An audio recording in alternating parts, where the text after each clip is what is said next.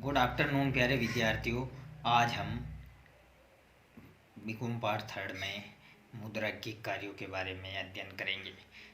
सबसे पहले इसमें 4 प्रमुख कार्य बताए गए हैं। पहला कार्य है मुद्रा के प्राथमिक कार्य, दूसरा कार्य है मुद्रा के सहायक अथवा गौण कार्य, तीसरा है मुद्रा के आकस्मिक कार्य और लास्ट और फाइनल है मुद्रा के अन्य एवं विविध कार्य। तो आज हम मुद्रा के विभिन्न कार्यों के बारे में विस्तार से अध्ययन करेंगे, जिसमें पहला है मुद्रा के प्राथमिक कार्य, यानी कि सबसे प्रारंभिक कार्य है वो उसके जो मेन कार्य कहलाते हैं। तो मुद्रा के मुख्य अथवा प्राथमिक कार्य के बारे में अपन अध्ययन करेंगे। पहला है विनिमय का माध्यम, यानी कि मुद्रा का मेन काम यही होता है कि ये विनिमय का माध्यम बना रहता है कि किसी न किसी तरीके से जो भी आप वस्तु खरीदते हो या बेचते हो, उसके बदले में आपको क्या प्राप्त होता है, वह मुद्रा प्राप्त होती है। जबकि परंपरागत तरीके से या पुराने तरीकों से मुद्रा को वस्तु के बदले में या वस्तु को वस्तु के बदले में बदला जाता था, लेकिन उस समय मुद्रा का कम चलन था और मुद्रा नहीं होने के कारण से व्यक्ति वस्तु को वस्तु से ही बदलने का काम करते थे, जो बहुत ही असंभव और कठिन कार्य था, क्योंकि हर व्यक्ति की इससे ज़रूरत पूरी नहीं हो सकती थी।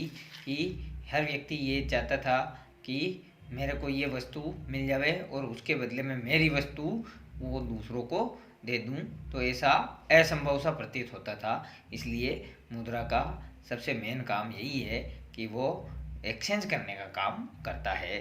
दूसरा है मूल्य का मापक, यानी कि हम कोई भी वस्तु है या कोई भी ऐसी चीज़ है जिसको अपन लेना चाहते हैं, तो उसका अपन मूल्य मुद्रा के रूप में आंक सकते हैं। जबकि वस्तु विनिमय में उस वस्तु का मूल्य अगर अपने को ज़रूरत है तो उसके बदले में अपन को बहुत ज़्यादा वस्तुएं देनी पड़ सकती है, जिसकी कीमत ज़्यादा हो सकती है। जैसे किसी चीज़ का मूल्य अपने को 50 रुपये लग रहा है, लेकिन अपने को उसकी आवश्यकता है, लेकिन जो वस्तु अपन दूसरों को दे रहे हैं उसका मूल्य अगर 1000 रुपये है, लेकिन अपन अपने आवश्यकता की वस्तु को 50 रुपये की वस्तु को लेना है और उसको वो जो अपन वस्तु दे रहे हो सामने वाले पक्षकार को वो वस्तु अगर पसंद नहीं है, फिर भी अपन को 1000 रुपये की वस्तु देनी पड़ेगी, तब जा कर के अपन वो 50 रुपये की वस्तु प्राप्त करेंगे। तो इससे बढ़िया जो मूल्य को जो एक्सचेंज करने का काम ये मुद्रा करती है, उसके माध्यम से अपन उस वस्तु का मूल्य माप लेते हैं और उसको बाज़ार में बेच करके अपन 50 रुपये की वस्तु खरीद लेते हैं, जिससे अपने को लगभग 950 से 900 या 950 रुपये का अपने को फ़ायदा हो सकता है। अब दूसरे नंबर पे आते हैं अपन इसके सहायक अथवा गौण कार्य क्या क्या है। तो ये विलंबित भुगतानों का मान भी होता है कि बहुत समय से अपन किसी चीज़ का भुगतान नहीं कर पा रहे हैं, लेकिन अपन किसी पुरानी वस्तु को बेच करके अपन पैसा प्राप्त कर सकते हैं, और जो बहुत सारे समय से या बहुत लंबे समय से अपने पेमेंट रुके हुए हैं उसका अपन पेमेंट कर सकते हैं। तो ये एक तरीके से बहुत लंबे समय से जो विलंब हो रहा है उन भुगतानों का मान रखता है। क्रय शक्ति का संचय, यानी कि मुद्रा में क्रय शक्ति होती है कि इस वस्तु को अपन इतने पैसों तक खरीद सकते हैं, तो उसको अपन क्रय शक्ति का संचय कहते हैं।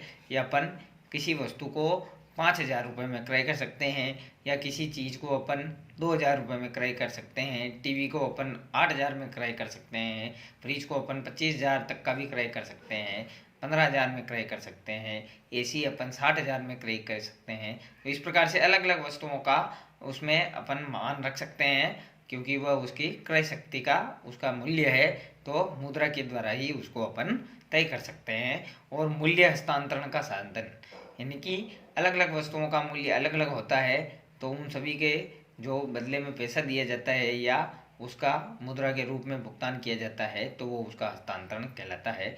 अब है मुद्रा के आकस्मिक कार्य, यानी कि सामाजिक आय का वितरण, यानी कि अलग अलग अपन लोगों में मानते हैं कि इसके पास इतना पैसा है, उसके पास इतना पैसा है, वो अमीर है, वो गरीब है, तो वो अलग अलग एक कैटेगरी का निर्धारण कर देता है कि ये अमीर वर्ग तबके के लोग हैं, ये गरीब वर्ग से आते हैं, ये मध्यम श्रेणी के लोग हैं, ये कम पैसे वाला है, ये बिल्कुल दरिद्र है। तो इस प्रकार से ये सामाजिक आय का वितरण करता है। साधनों का अधिकतम उपयोग, तो अपन अगर अपने पास पैसा है तो अपन अधिक से अधिक साधन खरीद सकते हैं और मुद्रा द्वारा अपन उस वस्तु का भुगतान करके उसको अपने पास रख सकते हैं, उसको खरीद सकते हैं। तीसरा है साख का आधार। ये लोगों की साख का आधार भी है। किसी के पास 5 लाख रुपए है तो वो उसकी साख है, उसकी गुडविल है। किसी के पास 5 रुपया है तो वो उसकी गुडविल है। किसी के पास 50 करोड़ है तो वो उसकी गुडविल है। तो ये साख निर्धारण करने का काम भी करता है। पूंजी की तरलता एवं उत्पादकता।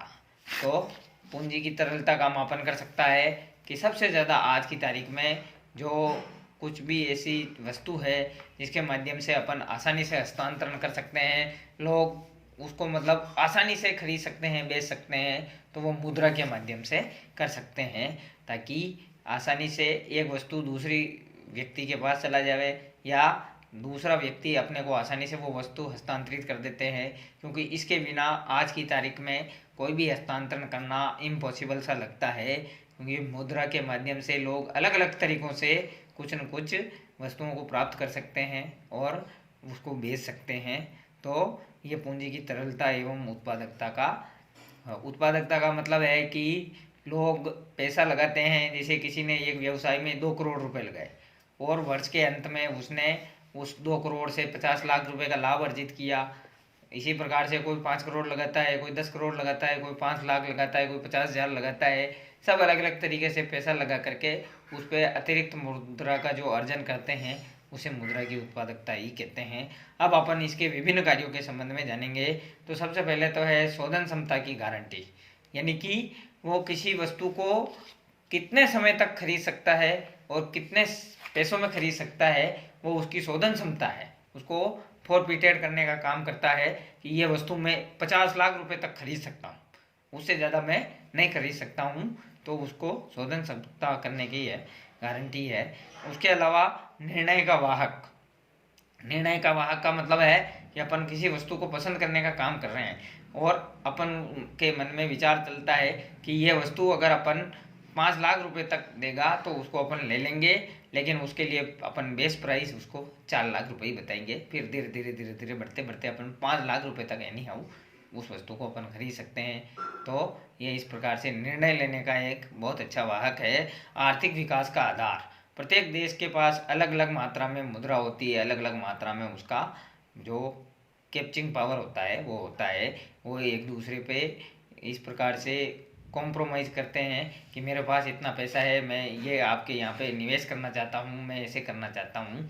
तो ये एक तरीके से आर्थिक विकास का आधार भी है। और रोजगार सृजन। बहुत से लोगों के पास अत्यधिक पैसा होता है तो वो किसी न किसी प्रकार से व्यवसाय बनाते हैं या किसी न किसी तरीके से काम धंधे लगाते हैं, उसमें लोगों को रोजगार देते हैं, काम धंधा देते हैं, ताकि वो लोग उससे काम करें और उससे संबंधित रोजगार प्राप्त करें, जिससे लोगों को भी इनकम हो। तो एक तरीके से अत्यधिक मात्रा में जिन लोगों के पास पैसा होता है तो वो लोगों के आय का स्रोत भी बनता है, वो उनको रोजगार भी प्रदान करते हैं। तो एक तरीके से रोजगार सृजन करने का काम भी मुद्रा ही करती है। और इस तरीके से ये मुद्रा के विभिन्न तरीके के कार्य हैं जिसके माध्यम से मुद्रा को बहुत शक्तिशाली माना जाता है। और एक अर्थव्यवस्था को इस प्रकार से समझा जाता है कि बिना मुद्रा के किया गया कार्य अर्थव्यवस्था में बिल्कुल ही शून्य है, यानी कि बिना मुद्रा की अर्थव्यवस्था शून्यहीन अर्थव्यवस्था मानी जाती है। इसलिए हर देश अपनी अपनी मुद्रा चलाता है और उस मुद्रा को एक ऐसी मुद्रा से अवलोकित करता है जो पूरे वर्ल्ड में या पूरे विश्व में किस तरीके से संचालित होती है।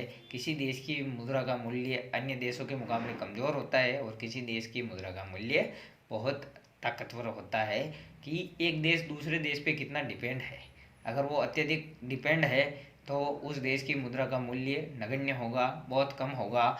और अगर वो उसके ऊपर दूसरे देश डिपेंड हैं तो उस देश की मुद्रा का मूल्य ज़्यादा होगा। तो इस तरीके से ये मुद्रा के कार्यों के बारे में आज अध्ययन किया। नेक्स्ट क्लास में अपन दूसरे टॉपिक के साथ